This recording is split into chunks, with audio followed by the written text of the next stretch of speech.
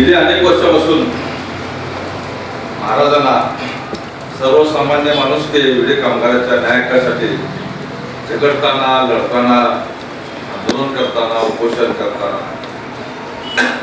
मी जवळून पाहिलेलं आहे। एक चळवळीतला नेता, एक लढवय्या म्हणून महाराज यापूर्वी शिवसेनेत होते। अतिशय आक्रमकपणे त्या पक्षात काम करून पक्ष वाढवण्यासाठी महाराजांनी खूप मोठा प्रयत्न केलेला आहे, योगदान दिलेलं आहे। आज माझे सोलापूर परिवर्तन विकास समिती एक काळी सोलापुरात अनेक मिल असायच्या, सोन्याचा धूर निघत होता असं जुने जाणते सांगतात, आज देखील वृद्ध मंडळी सांगतात।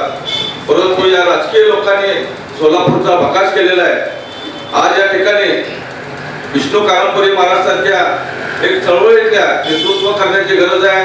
सोलापूर शहराच्या विकासासाठी, सोलापूर शहराच्या भल्यासाठी विष्णू कारंपुरी यांचं नेतृत्व आता सोलापूरकरांनी मान्य करायला पाहिजे।